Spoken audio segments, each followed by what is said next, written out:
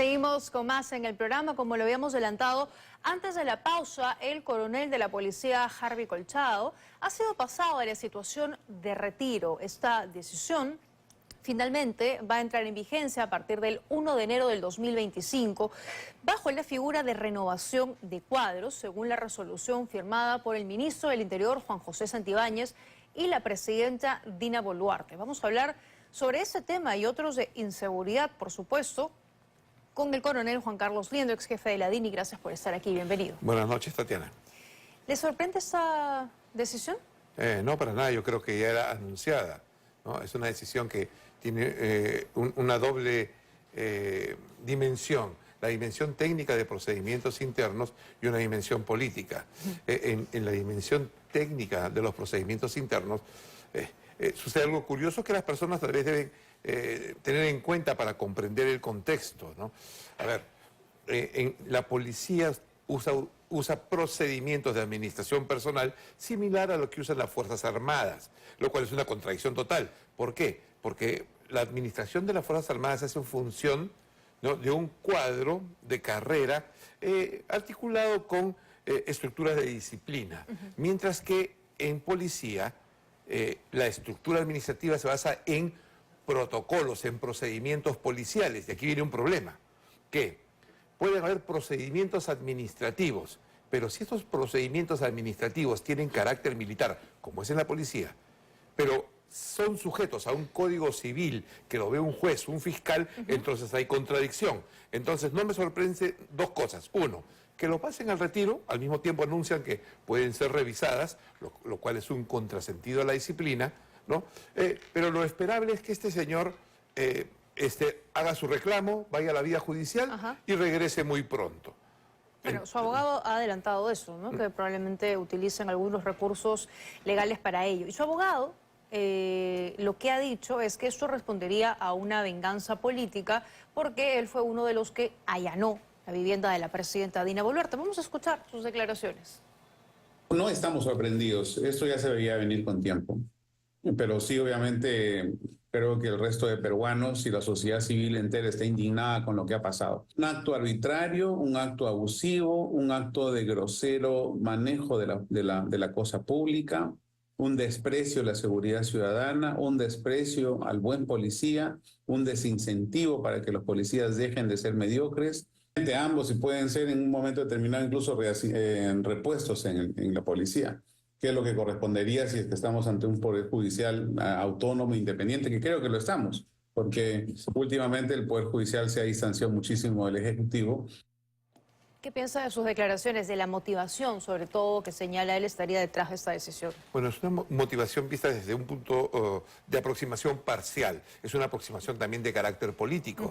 Y en el contexto vemos que existe una corriente mediática muy fuerte, muy potente. Está asociada con ONGs, grupos progresistas políticos que apoyan la figura de este coronel, ¿no? En contraposición a la posición oficial del gobierno que tiene carácter administrativo. Eso es lo que está colisionando. Pero aquí en el fondo hay que destacar algo, ¿no?, que en la dimensión política. El señor Colchado, de acuerdo a las informaciones que hay en prensa, a declaraciones del ministro del Interior, forma parte de todo lo que ha sido una policía política, que ha estado instrumentalizada por un sector del Poder Judicial para atacar con razón y sin razón a un grupo de políticos, digo, con razón y sin razón. Entonces, hay quienes sostienen que tuvo aires de protagonismo el coronel Colchado, lo mismo que han dicho en su momento también de la fiscal Marita Barreto, de los fiscales del equipo Lavallato. ¿Coincide con esta que visión? forman parte todo de un grupo y de una estructura, como le digo. ¿Que les ganó el protagonismo, cree?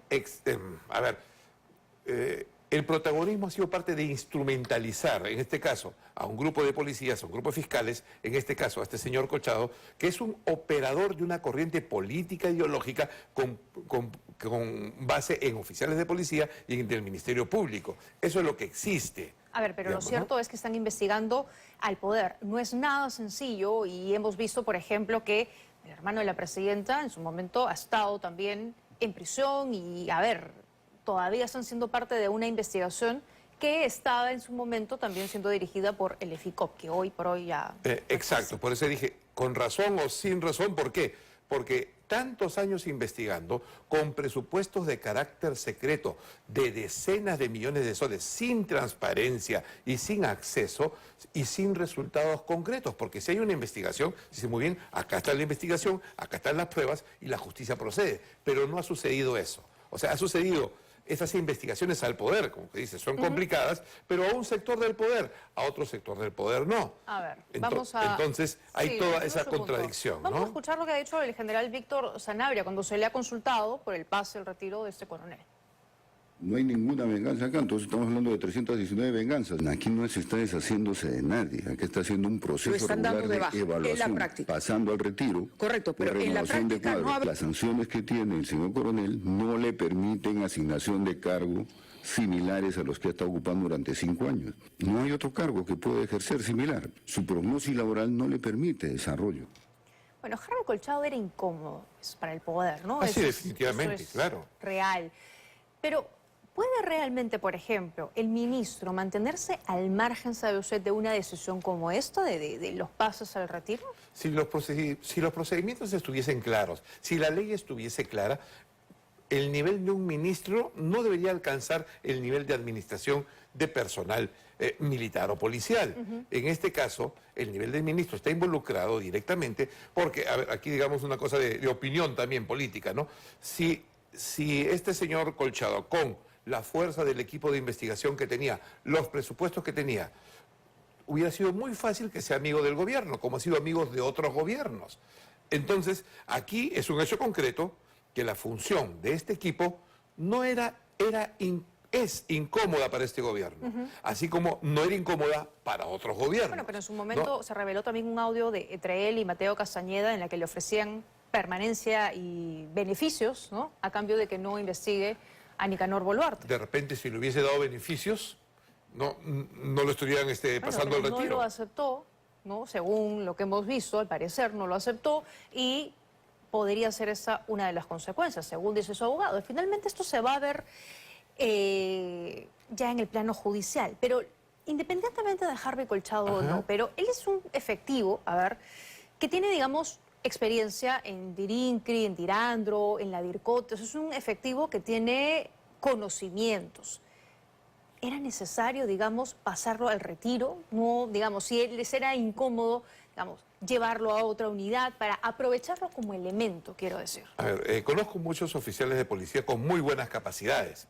Entonces, en la parte policial nadie es indispensable. Siempre hay otro que puede cumplir las funciones. Ya. Aquí el caso tiene un mayor carácter político. De acuerdo. Y estamos hablando de una persona involucrada en asuntos políticos, involucrada también en traspasar consideraciones de autoridad jerárquica de su institución, ¿no? Y actuar por la cuenta, digamos, de un sector del Ministerio Público. Pero sí, es complicado, ¿no?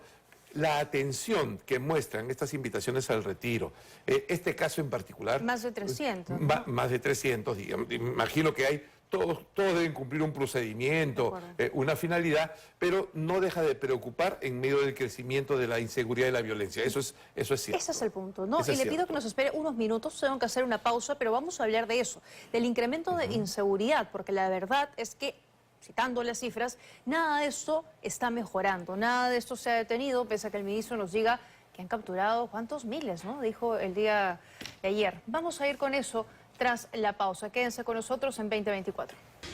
Seguimos con el coronel Liendo y estamos hablando, o vamos a hablar ahora de inseguridad, coronel, porque esto no está mejorando las cifras y vamos a ver, por ejemplo, las de SINADEF que nos dan cuenta de una realidad durísima. Las cifras de homicidios, fíjense las que vamos a ver de inmediato, ahí están.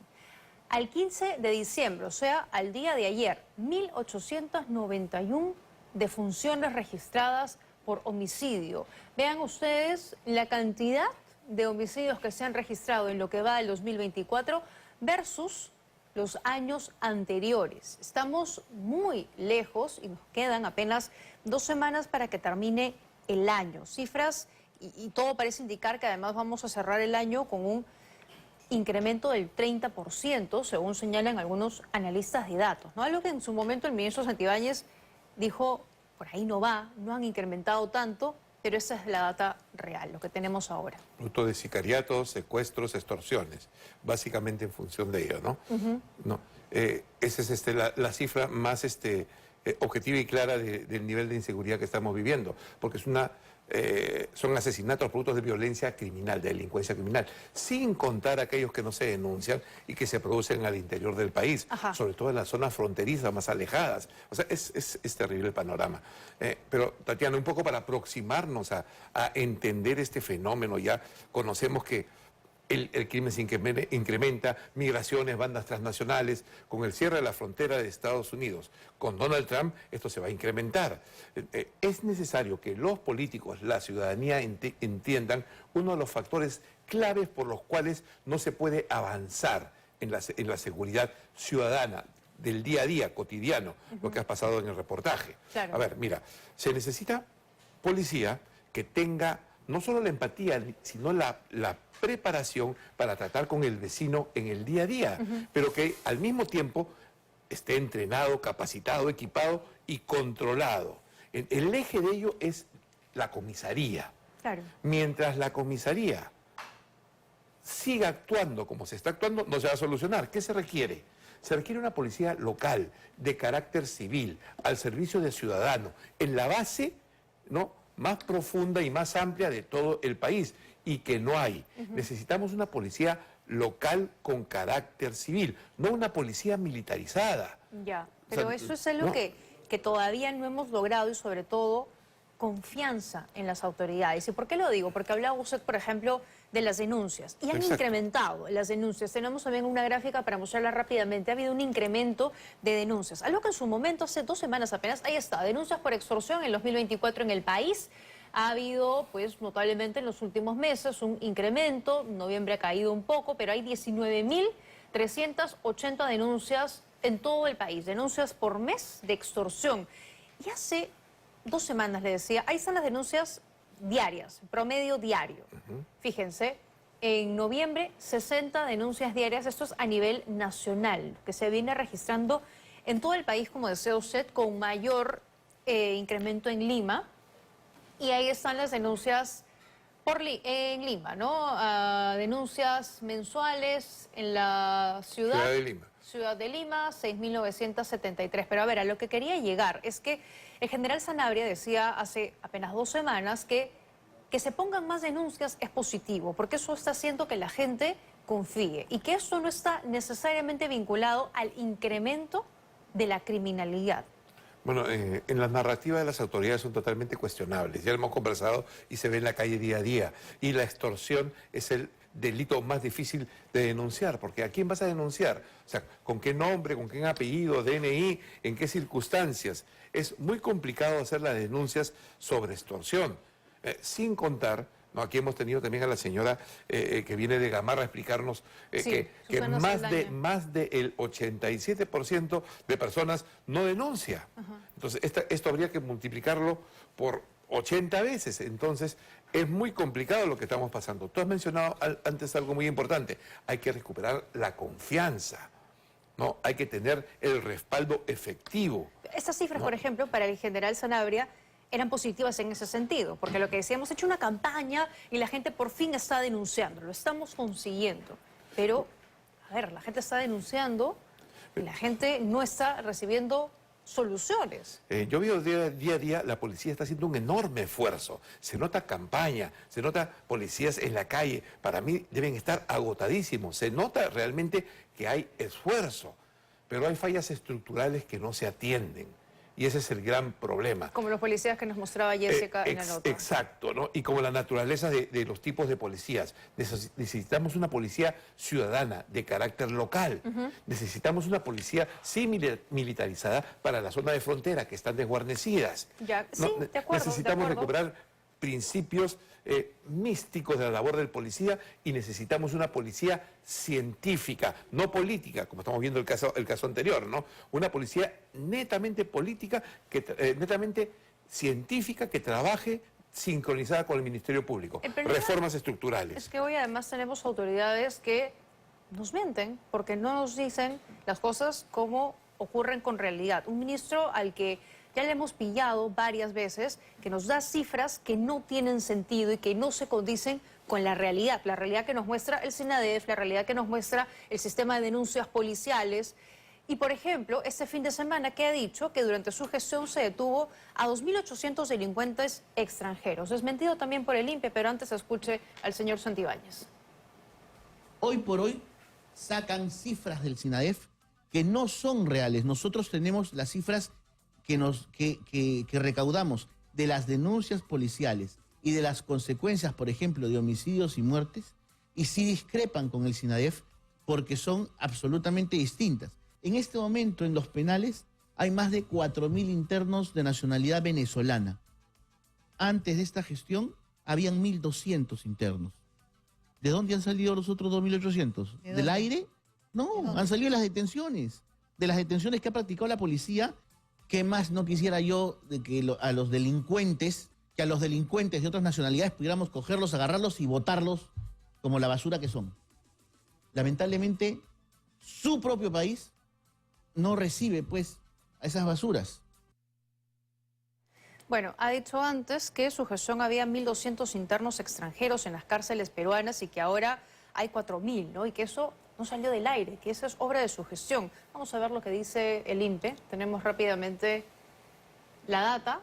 Ahí está. Población extranjera en penales. A junio, por ejemplo, el momento en el que ya él ingresa al Ministerio del Interior, 2.519 es el total de población extranjera, 1.221 es la cantidad de extranjeros venezolanos en las cárceles, y ha habido un incremento a abril del 2024, 4.873 población extranjera en penales, y venezolanos 3.486. Esa es la información del INPE, no 1.200, como decía el ministro. ¿Qué piensa de eso? Bueno, las cifras son objetivas y son dos instituciones del Estado. Y el INPE está bajo el ámbito del sector justicia y bajo la policía bajo el sector interior. Ajá. No hay ni sincronización en los datos. Entonces hay un problema serio entre el sector justicia y el sector interior. De acuerdo. Pero aquí